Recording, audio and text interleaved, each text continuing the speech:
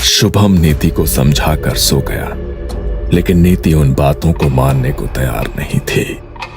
जैसे तैसे करके देर रात उसे नींद आई। सुबह सूरज की किरणें उसके चेहरे पर पड़ी तो उसकी आंखें खुली, लेकिन आंखें खुलते ही वो बुरी तरह डर गई। वो आईना ठीक उसके बिस्तर के सामने रखा था, लेकिन आईने के अंदर उसे किसी की परछाई दिखाई दी, जैसे किसी ने उसे आईने के अंदर से झांक कर देखा और फिर भागता हुआ कहीं गायब हो गया। वो हाफ कर उठी। शुभम, शुभम।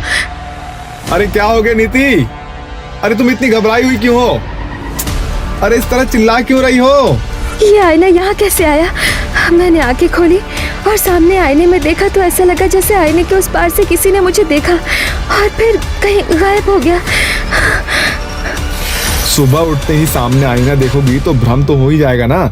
और ये आईना मैं इसलिए ऊपर लेकर आया हूँ क्योंकि नीचे स्टोर रूम में चूहों ने हड़कंप मचाया हुआ है। तुमने जो लैंप स्टोर में रखा था ना, वो तो उन्होंने तोड़ दिया। अब आईना ना तोड़ दे, इसलिए शंभू के साथ मिलकर मैं इसे ऊपर लेकर आ गया। और हाँ, अब तुम उठी गई हो तो मेरे लिए नाश्ता बना दो ना प्लीज। नीति ने शुभम के लिए नाश्ता बनाया। थोड़ी देर बाद शुभम ऑफिस के लिए निकल गया। नहा धोकर नीति घर के मंदिर में दिया जलाने गई, लेकिन लाख कोशिश करने के बाद भी वो दिया नहीं जला। अरे ये दिया जल क्यों नहीं रहा है? पता नहीं कल से क्या हो रहा है। अच्छा, मेरे सर में इतना दर्द हो रहा है। अंदर जाकर पेन किलर लेती हूँ। इससे पहले कि नीति अंदर जाती, उसे अंदर से किसी की आवाज सुनाई दी, जैसे कमरे में कोई छोटा बच्चा इधर उधर भाग रहा हो। उसने जल्दी से कमरे की तरफ जाकर कमरे का दरवाजा खोला तो उसे लगा मानो कोई परछाई उसके बिस्तर के पास से दौड़ती हुई उसी आईने के अंदर समा गई।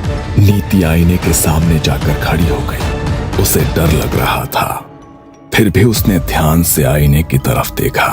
पता नहीं क्यों लग रहा है कि ये आईना कुछ कहना चाहता है।